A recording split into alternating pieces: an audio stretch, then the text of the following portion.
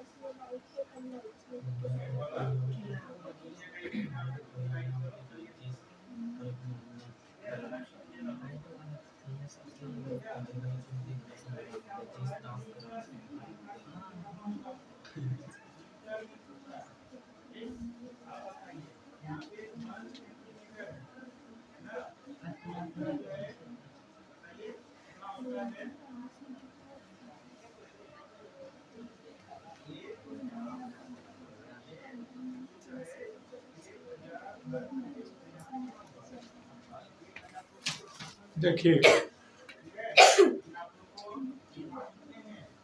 जिस तापक्रम पर कोई धातु पिघलता है, पिघलना प्रारंभ करता है, वह तापक्रम उस धातु का द्रवनांक कहलाता है। जिस तापक्रम पर कोई ठोस पदार्थ, कोई धातु पिघलना प्रारंभ करता है ना, या पिघल कर द्रव में परिणत हो जाता है, वह उस धातु का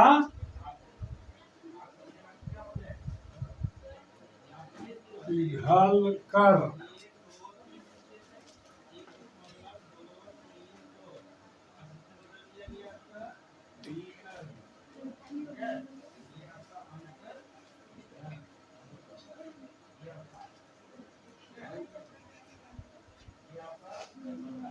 ठीक है। जिस तापक्रम पर कोई ठोस पदार्थ, कोई धातु है ना, पिघल कर द्रव में परिणत होता है, उस तापक्रम को उस धातु का द्रवनांक कहते हैं। आगे क्या है? आगे क्या है? क्वथनांक। जिस तापक्रम पर कोई ठोस पदार्थ पिघल कर खौलने लगता है, उबलने लगता है, वह तापक्रम उस धातु का क्वथनांक कहलाता है। कुछ धातु हैं जिसका द्रवनांक और क्वथनांक दिया हुआ है। जिंक का द्रवनांक कितना होता है? 419 डिग्री सी और क्वथनांक होता है 907 डिग्री। लोहा का 1535 डिग्री, 1550 से 1600 डिग्री तक होता है लोहा का द्रवनांक, ठीक है। और क्वथनांक होता है 2750। कॉपर का होता है 1083 डिग्री सी, क्वथनांक होता है 2567 डिग्री सी। सिल्वर का 962 डिग्री द्रवनांक होता है, 2212 डिग्री क्वथनांक होता है। सोडियम का 98 डिग्री होता है द्रवनांक और 881 डिग्री क्वथनांक। पोटेशियम का 63 डिग्री और क्वथनांक 774 डिग्री। गैलियम का 30 डिग्री, क्वथनांक 24 डिग्री।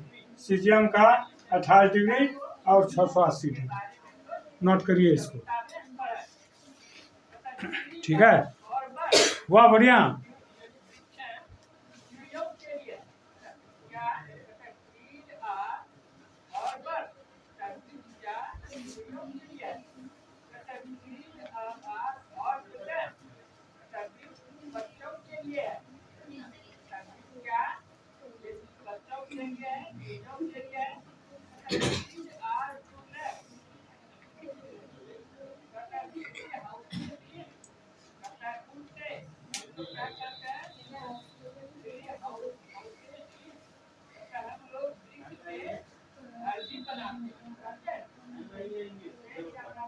हुआ लिखा हुआ।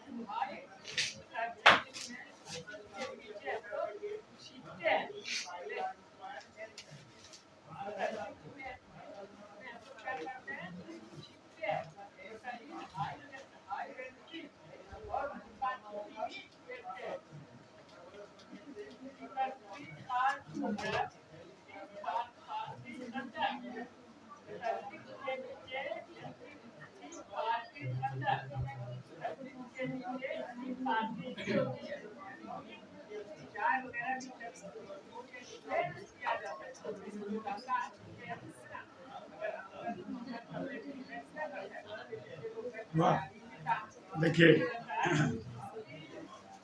आप बता रहे हैं धातु का छठा गुण है ना। धातु का छठा गुण क्या होता है? उसमें एवं विद्युत चालकता।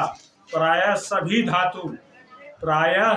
धातु ऊष्मा और विद्युत के सुचालक होते हैं, जिसमें है ना सिल्वर ऊष्मा और विद्युत का सबसे अच्छा सुचालक होता है। सिल्वर जिसको चांदी आप कहते हैं, है ना। ऊष्मा और विद्युत का सबसे अच्छा सुचालक कौन है? सिल्वर। जबकि लेड धातु सबसे कम। लेड किसको कहते हैं? सीसा। लेड किसको कहते हैं? सीसा। ठीक है। जबकि लेड धातु ऊष्मा का और विद्युत का सबसे कम सुचालक होता है। ठीक है। इसी गुण के कारण रसोई घर में जिंक, कॉपर और एल्युमिनियम के बर्तनों का उपयोग किया जाता है। रसोई घर में जिंक, एल्युमिनियम और कॉपर के बर्तन उपयोग किए जाते हैं। क्यों?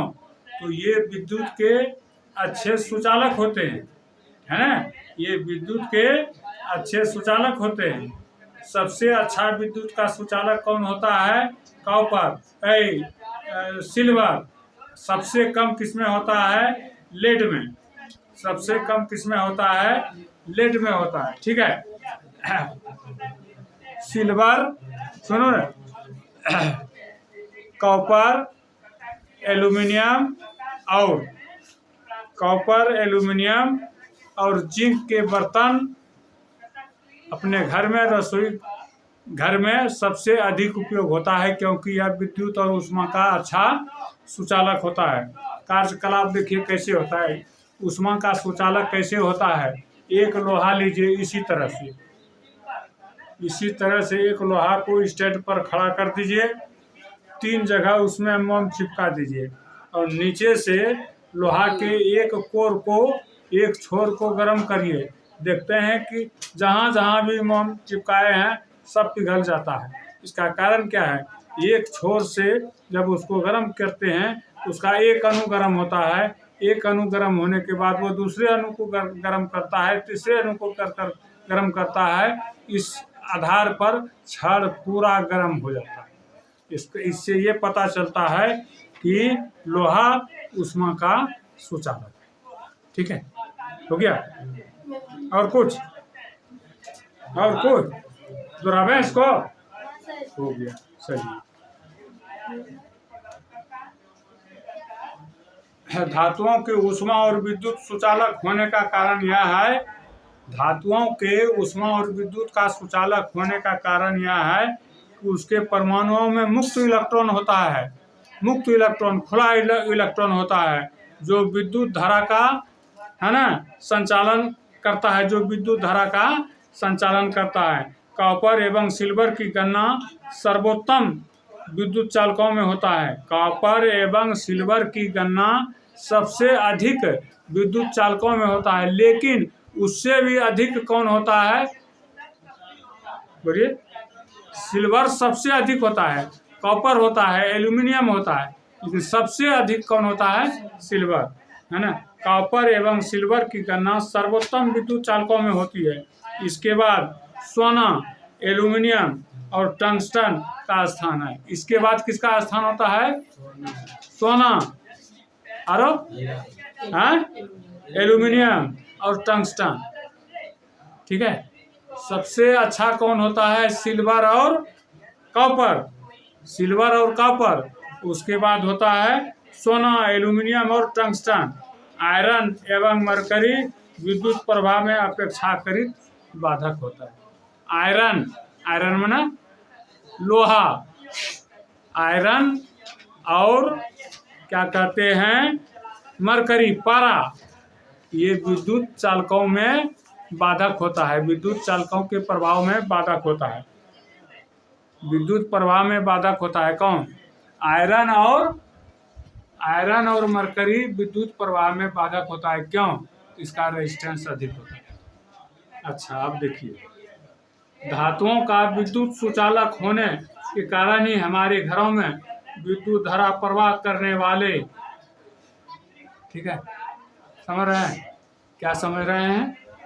कि धातुओं के विद्युत का सुचालक होने का कारण ही है, धातुओं के विद्युत सुचालक होने के कारण ही घर में जो विद्युत तार का प्रयोग होता है उसके ऊपर रबर का कवर चढ़ा दिया जाता है, क्योंकि अगर उसके संपर्क में आने के बाद आपको करंट नहीं लगे, है ना। पीवीसी, पॉलीविनाइल क्लोराइड का कवर चढ़ा दिया जाता है, पीवीसी।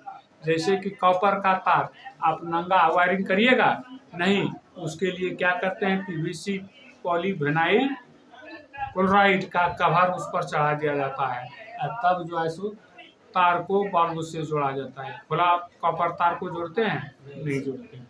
अब देखिए अपवाद क्या है? ग्रेफाइट, ग्रेफाइट विद्युत का अच्छा सुचालक है। ग्रेफाइट ऊष्मा और विद्युत का सुचालक है। ग्रेफाइट ऊष्मा और विद्युत का सुचालक है, परंतु यह अधातु है। ग्रेफाइट की बनी पेंसिल द्वारा विद्युत का संचालन किया जाता है। ग्रेफाइट से क्या बनता है? पेंसिल, पेंसिल पूछते हैं बच्चों को लिखने वाला। ग्रेफाइट से पेंसिल बनाया जाता है, क्योंकि ग्रेफाइट को अगर कागज पर रख दोगे तो वो कागज पर निशान छोड़ता है, इसलिए ग्रेफाइट से पेंसिल बनाया जाता है, और वही पेंसिल से विद्युत संचालन का काम होता है। अब देखिए, अब बताते हैं। अब 7वां गुण है धातु का चमक। धातुओं में प्रायः सभी धातु, है ना, विशिष्ट चमक वाली होती है, जिसे धातुई चमक कहते हैं। सभी धातुएं, है ना, विशिष्ट रूप से चमक वाली होती है, जिसे धातुई चमक कहते हैं। एल्यूमिनियम और मैग्नीशियम की सतह सफेद होती है, होता है ना। एल्यूमिनियम का सतह क्या होता है? सफेद होता है, और मैग्नीशियम का सतह भी सफेद होता है। सोना का कैसा होता है? पीला। और तांबा का कैसा होता है? लाल। लेकिन ग्रेफाइट और आयोडीन भी चमकीले होते हैं। ग्रेफाइट और आयोडीन भी चमकीले होते हैं, किंतु ये अधातु हैं। अब देखिए कठोरता, कठोरता ये सब धातु का भौतिक गुण है। कठोरता है ना, सभी धातुएं कठोर होती है। सभी धातु खड़े नहीं रह सकते, खड़े नहीं रह सकते। सभी धातुएं कठोर होते हैं, लेकिन सभी धातुओं की कठोरता एक समान नहीं होती है। सभी धातुएं क्या होता है, कठोर होती है। सभी धातुएं कठोर होती है, लेकिन सभी धातुओं की कठोरता एक समान नहीं होती है। सोडियम एवं पोटेशियम धातु मुलायम होते हैं। सोडियम और पोटेशियम धातु क्या होते हैं, मुलायम होते हैं। सोडियम और पोटेशियम धातु क्या होते हैं, मुलायम होते हैं, जिसे चाकू से काटा जा सकता है। सोडियम और पोटेशियम, सोडियम और पोटेशियम धातु क्या होते हैं, मुलायम होते हैं, इसको हम चाकू से काट सकते हैं, ठीक है। लेकिन लोहा कॉपर धातु कठोर होती है, इसको हम चाकू से नहीं काट सकते हैं, इसको हम चाकू से नहीं काट सकते हैं। अब देखिए नमक गुण है धातु का ध्वनि, ध्वनि, ठीक है। धातु का नमक गुण क्या है, ध्वनि। हथौड़े से पीटे जाने पर धातुओं में एक विशेष प्रकार की आवाज उत्पन्न होती है, ठीक है।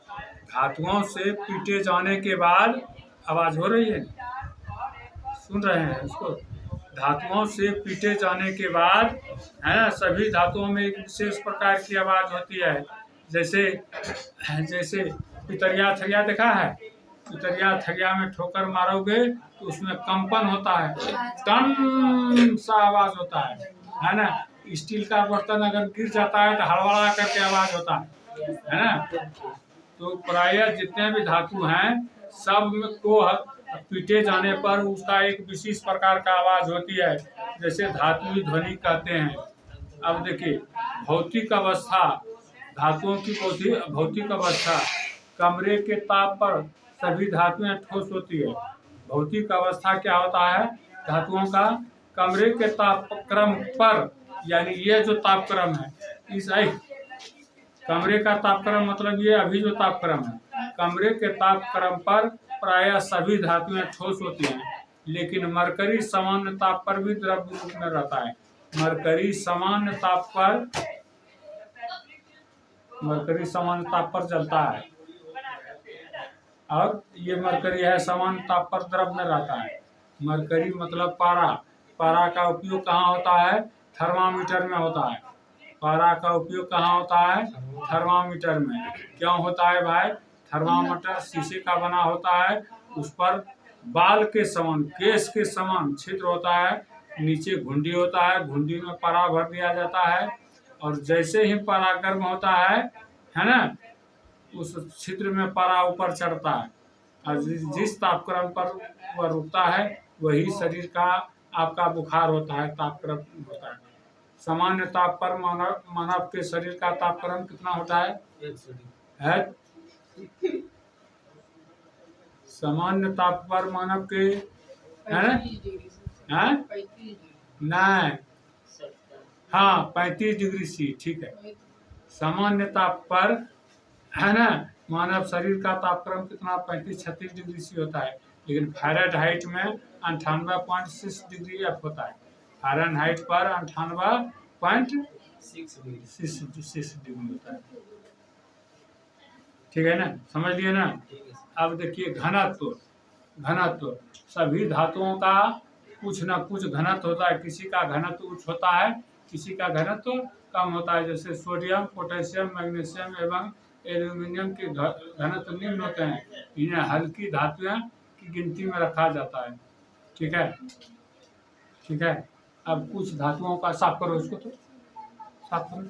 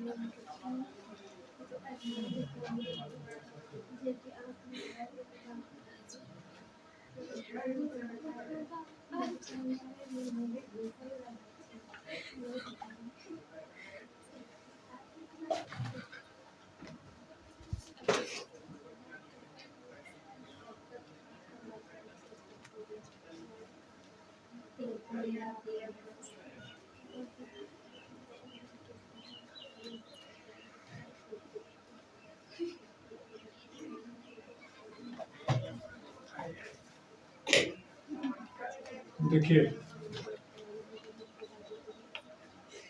इकाई आयतन में किसी पदार्थ की जो मात्रा निहित होती है उसे उस पदार्थ का घनत्व कहते हैं। प्रायः सभी धातुओं का कुछ न कुछ घनत्व होता है। जैसे सोडियम, पोटेशियम, मैग्नीशियम एवं एल्यूमिनियम के घनत्व निम्न होते हैं, इसलिए इसे हल्की धातु कहते हैं। अर्थात जिस धातु का घनत्व अधिक होता है वो क्या होता है, भारी धातु होता है। ठीक है, जिस धातु का घनत्व अधिक होता है वह धातु कैसा होता है, भारी। और सोडियम, पोटेशियम, मैग्नीशियम, एल्यूमिनियम के घनत्व कम होते हैं, इसलिए ये हल्का होते हैं। अब देखिए, लिखते हैं कुछ धातुओं के घनत्व।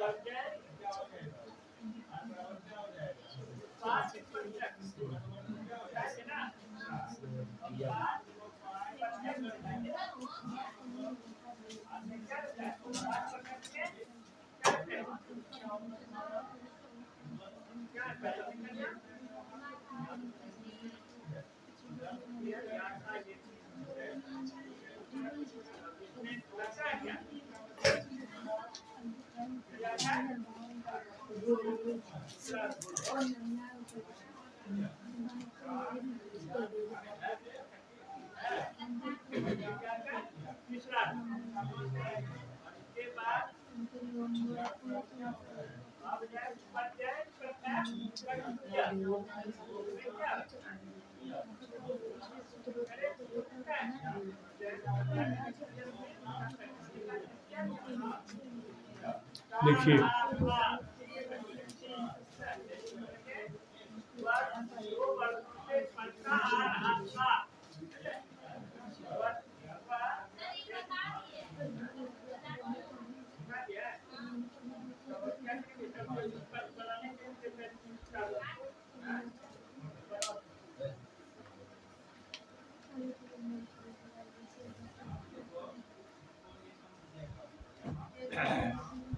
जिंक का घनत्व कितना होता है? घनत्व की इकाई क्या होती है? ग्राम प्रति सेंटीमीटर क्यूब। ग्राम प्रति सेंटीमीटर क्यूब। जिंक का कितना होता है? 7.1। आयरन का 7.9, लेकिन हम लोग पढ़े हैं 7.8। ठीक है। कॉपर का 8.9, सिल्वर का 10.5, गोल्ड का 19.3, सोडियम का 0.97, पोटेशियम का 0.86, मैग्नीशियम का 1.74, एल्यूमिनियम का 2.7। ठीक है, हो गया, खोलिए।